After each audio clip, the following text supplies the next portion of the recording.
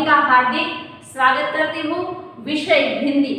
और आज हमें हिंदी में एक व्याकरण का टॉपिक जिसका नाम है काल परिचय के बारे में पढ़ना है।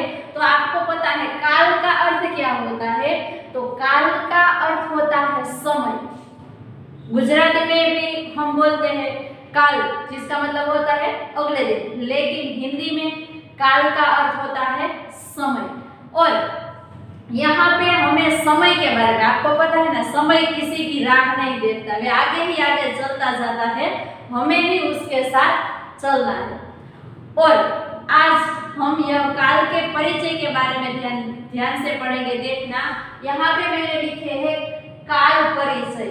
तो सबसे पहले अगर हम जिसके भी बारे में पढ़ रहे होते हैं उसके बारे में पूरी तरह से हमें जानकारी होनी आवश्यक है। तो इसीलिए सबसे पहले हम इसका अर्थ देखते हैं।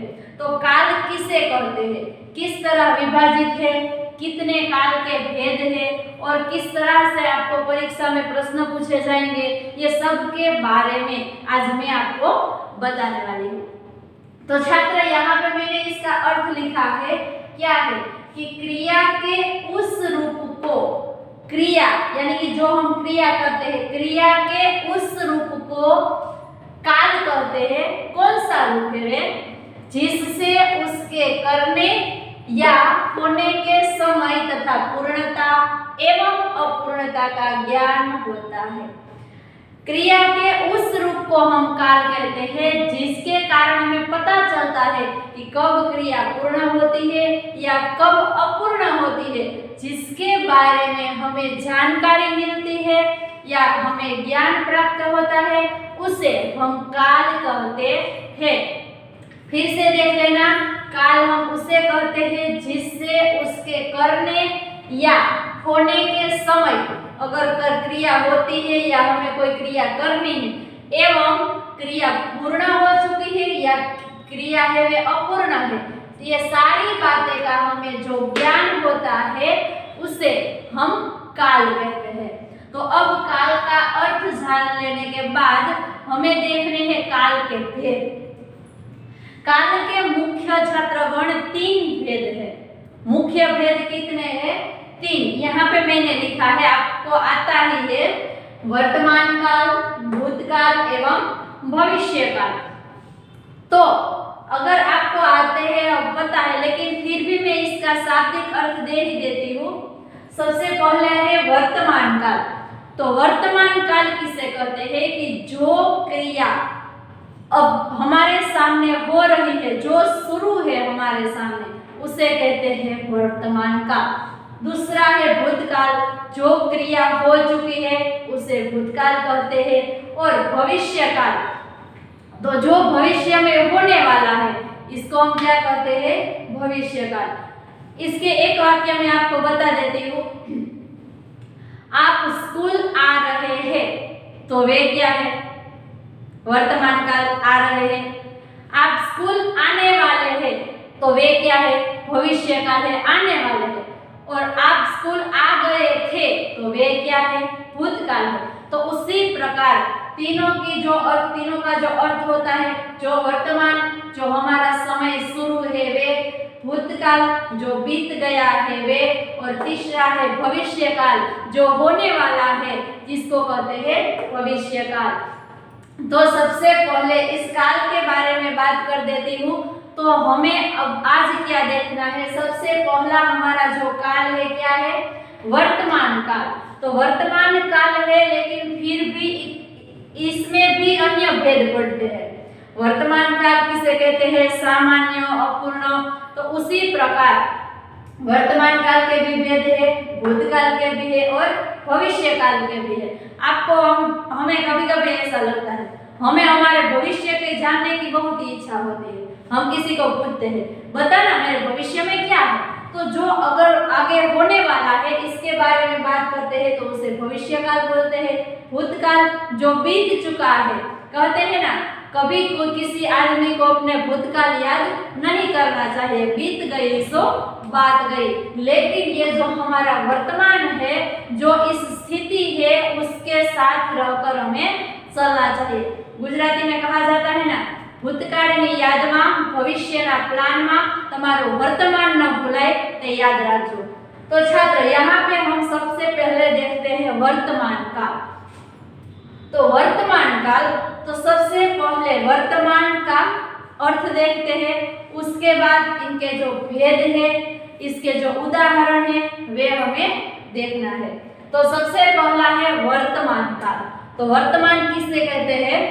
वर्तमान समय में, यानी कि जो समय चल रहा है उसमें, वर्तमान समय में होने वाली क्रिया से वर्तमान काल का बोध होता है। वर्तमान समय मैं आपको पढ़ा रही हूँ वे वर्तमान है, क्योंकि मैं अभी ये मेरी क्रिया शुरू है, इसीलिए जिस क्रिया शुरू होती है और इसके बारे में हमें पता चलता है तो उसे हम वर्तमान काल कह सकते हैं। अब वर्तमान काल के भी भेद है। इसमें सबसे पहला है सामान्य वर्तमान काल। इंग्लिश में भी आपने बाल काल के बारे में जानकारी मिली है, आपको पता है किस प्रकार आता है, और आज हमें हिंदी में भी पढ़ना है। तो यहाँ पे मैंने लिखा है सामान्य वर्तमान काल। तो सामान्य वर्तमान काल किसे कहते हैं? क्रिया का वह रूप, यानी कि जो क्रिया है इसका वे रूप है जिससे वर्तमान काल में क्रिया का होना पाया जाए। क्रिया का वह रूप है जिससे हमें पता चलता है कि ये क्रिया अभी हो रही है, इसके बारे में हमें बोध मिलता है, जिसको कहते हैं सामान्य वर्तमान काल। तो मैंने यहाँ पे दो उदाहरण दिए गए हैं, आप देखना। वह लड़का पढ़ता है, तो ये क्रिया शुरू है। मैंने ऐसा नहीं बोला वे लड़का उन्होंने पढ़ लिया है या वे पढ़ने वाला है, ऐसी मैंने कोई भी बात की नहीं है, लेकिन मैंने क्या बताया है? वह लड़का पढ़ता है। तो यहाँ पे लिखा है पढ़ता है, तो ये जो क्रिया है वे असल में अभी शुरू है, इसीलिए यहाँ पे देखो क्रिया का वह रूप जिससे वर्तमान काल में क्रिया का होना पाया जाए। तो हमें अभी पता चलता है कि वे लड़का है, वे पढ़ रहा है, तो इसीलिए ये क्या है? सामान्य वर्तमान काल। दूसरा है वह सुबह चलने जाता है। वे जाता है, मैंने ऐसा नहीं बोला है वे चल रहा है, लेकिन वह सुबह चलने जाता है। तो यहाँ पे जो जाता है, पढ़ता है, लेकिन क्रिया होना पाया जाए, हमें दिख नहीं रहा है कि ये जा ही रहा है, बस निकल ही गया, अरे अभी चलता ही है, ऐसे हमें नहीं पता चलता। लेकिन वर्तमान काल में क्रिया का होना हमें ऐसा प्रतीत होता है कि ऐसा होने वाला है। जो यहाँ पे लिखा है वह लड़का पढ़ता है, चलने जाता है, हमारे सामने नहीं देखा कि वे चल रहा है। अगर वहां पे होता चल रहा है तो वे तो वर्तमान काल ही होता, वे सामान्य वर्तमान काल नहीं होता। तो उसी प्रकार जो क्रिया है हमारे सामने होने वाली है, जिसका बोध वर्तमान के क्रिया का होना हमें पाया जाता है, हमें ज्ञान होता है उसके बारे में, तो उसे हम सामान्य वर्तमान काल कहते हैं। तो यहाँ पे वर्तमान काल का जो पहला भेद है सामान्य वर्तमान काल, तो इसका यहाँ पे दो उदाहरण दिए और ये इसकी व्याख्या है, जिसके कारण आपको पता चलता है कि जो क्रिया है वर्तमान काल में क्रिया का होना हमें पाया जाए, हमें ज्ञान प्राप्त होता है, उसे क्या कहते हैं? सामान्य वर्तमान काल कहते हैं। तो छात्र यहाँ पे वर्तमान काल का भेद, दूसरा भेद है वे है अपूर्ण वर्तमान काल। अपूर्ण वर्तमान क्या होता है? अपूर्ण क्या मतलब क्या होता है? अधूरा हुआ, जो पूरी तरह से पूर्ण नहीं है उसे क्या कहते हैं? अपूर्ण। लेकिन यहाँ पे लिखा है अपूर्ण वर्तमान काल, तो जिसे क्या कहते हैं? इसका अर्थ कुछ इस तरह से बताया गया है कि क्रिया के जिस रूप से वर्तमान काल में क्रिया का वे रूप जिसमें इस रूप से क्रिया का क्या होता है? वर्तमान काल में क्रिया की अपूर्णता का बोध होता है। जो क्रिया होती है वे पूरी तरह से पूर्ण नहीं होती है, लेकिन वे अधूरी है, अपूर्ण है। तो जिसके बारे में हमें पता चलता है उसे कहते हैं अपूर्ण वर्तमान काल। सबसे पहला पॉइंट हमने देखा था सामान्य वर्तमान काल, उसके बाद का है अपूर्ण वर्तमान काल। तो यहाँ पे मैंने उदाहरण दिए गए हैं, तो देखना, माँ खाना पका रही है। अब देखें छात्र, यहाँ पे मैंने लिखा है माँ खाना पका रही है। मैंने ऐसा नहीं लिखा है कि माँ ने खाना बना लिया है, माँ खाना खा चुकी है, लेकिन वे क्रिया क्या होती है, खाना पकाने की, लेकिन वे अपूर्ण है। अभी तक जो क्रिया चल रही है वे क्रिया पूर्ण नहीं हुई है, इसीलिए वे जो वाक्य दिया गया है वे अपूर्ण वर्तमान काल का है। दूसरा यहाँ है बालक पढ़ रहा है। बालक क्या कर रहा है, पढ़ रहा है, वे क्रिया भी अधूरी है, वे भी पूर्ण नहीं हुई है। उसके बाद तीसरा है दिशा चित्र बना रही है। दिशा क्या कर रही है, चित्र बना रही है।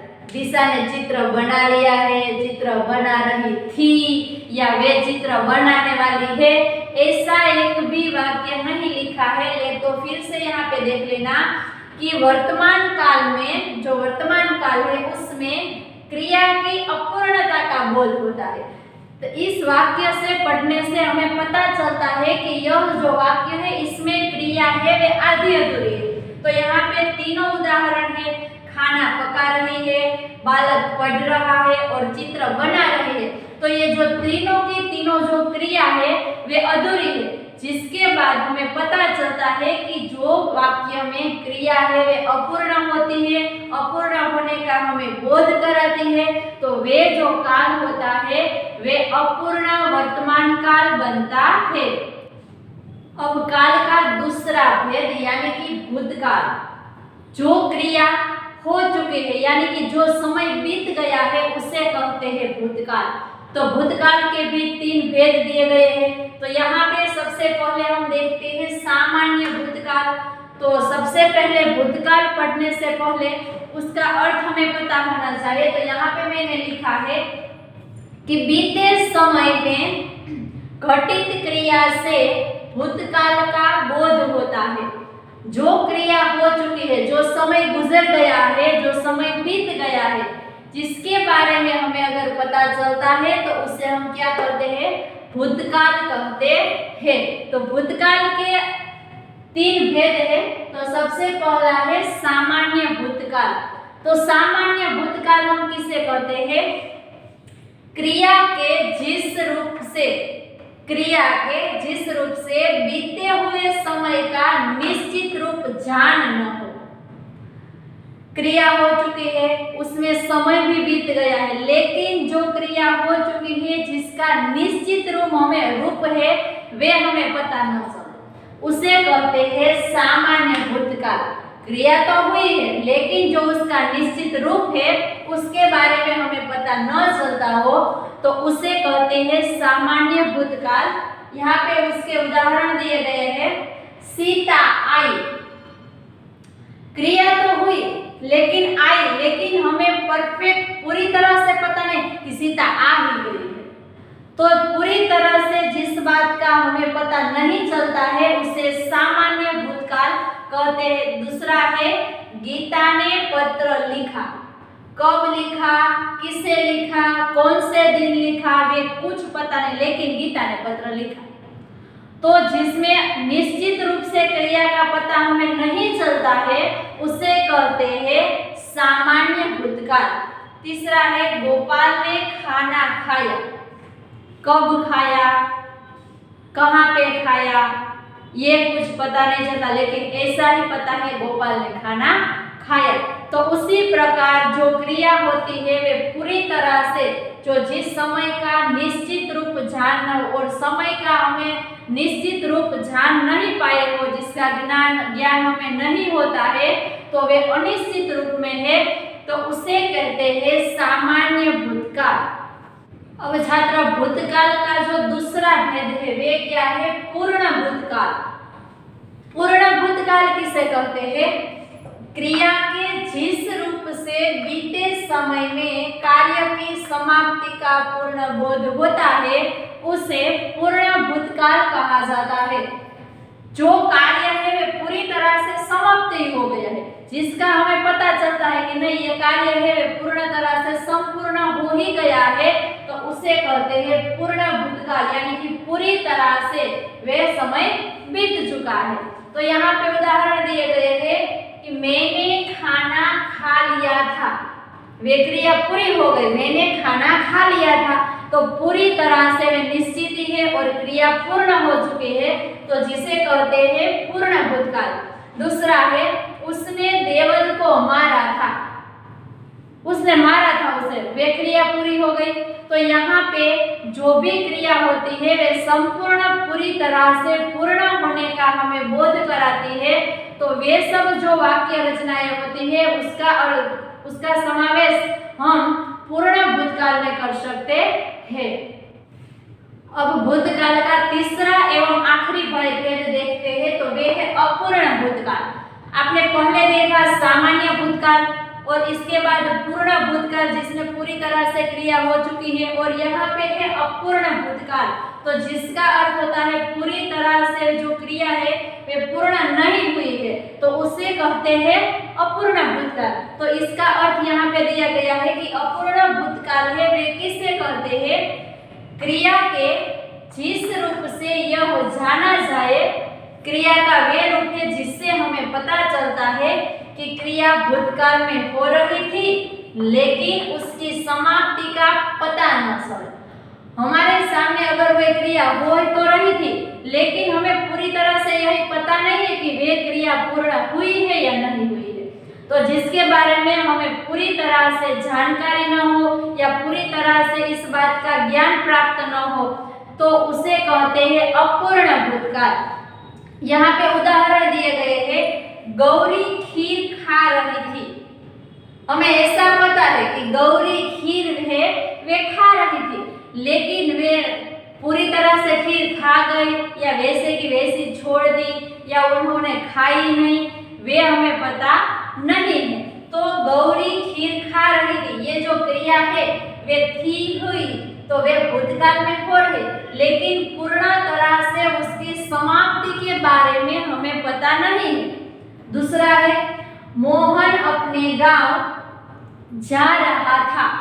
मोहन गांव जा रहा था, लेकिन बीच में वापस आ गया या अपने गांव पहुंच गया, इसके बारे में हमें कुछ पता नहीं है। यानी कि शब्दार्थ के रूप में अगर मैं बताऊं तो यहाँ पे ऐसा होता है कि जो भी क्रिया होती है हमारे सामने हुई है, लेकिन उसके पूर्ण तरह से समाप्ति के बारे में हमें पता नहीं चलता है, तो वे जो का वाक्य होता है वे क्या है, अपूर्ण भूतकाल होता है। तो छात्र काल परिचय का हमारा तीसरा भेद भविष्यकाल, जिसे क्या कहते हैं, भविष्य में होने वाली कुछ बातें हैं। अगर हम आगे ही सोच लेते हम ये करने वाले हैं, हम वो करने वाले हैं, ये जो सारी बातें हैं उसे क्या कहते हैं, भविष्यकाल कहते हैं। तो भविष्यकाल का सामान्य अर्थ यहाँ पे मैंने लिखा है, भविष्य में किसी काम के होने का बोध होता है। अगर मैं ये करने वाला हूँ, वो करने वाला हूँ, ये सब बात आप लोग सोचते हो, तो उसे क्या कहते हैं, भविष्यकाल कहते हैं। तो भविष्यकाल के यहाँ पे सिर्फ दो ही भेद हमें पढ़ने हैं। तो पहला है सामान्य भविष्यकाल। सामान्य भविष्यकाल किसे कहते हैं, जिस प्रकार सामान्य वर्तमान काल, सामान्य भूतकाल, वैसा ही है सामान्य भविष्यकाल। तो किसे कहते हैं कि क्रिया के जिस रूप से भविष्य में होने वाले कार्य के विषय में जानकारी हो। हमें पता चलता है कि भविष्य में ये कार्य होने वाला है, तो जिसके बारे में हमें जानकारी होती है उसे कहते हैं सामान्य भविष्यकाल। तो सबसे पहले यहाँ पे उदाहरण लिए गए हैं, खुशी कोलकाता जाएगी। तो हमें पता है हमें पता चल गया है कि खुशी है वे कोलकाता जाने वाली है, तो वे भविष्य की बात है, लेकिन हमें पूरी तरह से मालूम है, तो वे उसका समावेश किसमें होता है, सामान्य भविष्यकाल में। दूसरा है राम राजस्थान जाएगा। राम राजस्थान जाएगा, तो वे भी ऐसा ही वाक्य है कि जिसमें भविष्य में होने वाले कार्य के विषय में हमें जानकारी प्राप्त हो गई है। तो ऐसा किसी भी वाक्य होता है तो उसका जो समावेश होता है वे सामान्य भविष्य काल में किया जा सकता है। भविष्य काल का दूसरा भेद संभाव्य भविष्य काल। संभाव्य यानी कि जिसकी संभावना होती है, हमें कोई किसी के बारे में पूरी तरह से जानकारी नहीं होती लेकिन होने की संभावना होती है, तो उसे संभाव्य भविष्य काल कहते हैं, जिसका अर्थ यहाँ पे लिखा है कि आने वाले समय में किसी क्रिया के होने की संभावना होने पर संभाव्य भविष्य काल बनता है। तो यहाँ पे है कि कोई आने वाली क्रिया है, कोई बनने वाली है और जिसके बारे में हमें पहले से ही संभावना हो जाती है, तो ऐसा कोई भी वाक्य होता है तो वे क्या बन जाता है, संभाव्य भविष्य काल। तो यहाँ पे उदाहरण दिए गए हैं, शायद बारिश होगी, बारिश होने की संभावना है, ऐसा लग रहा है, शायद बारिश होगी, तो ये संभावना सूचक वाक्य है, तो जिसका क्या कहते हैं, संभाव्य भविष्य काल कहते हैं। दूसरा यहाँ पे है, शायद अतिथि आने वाले होंगे।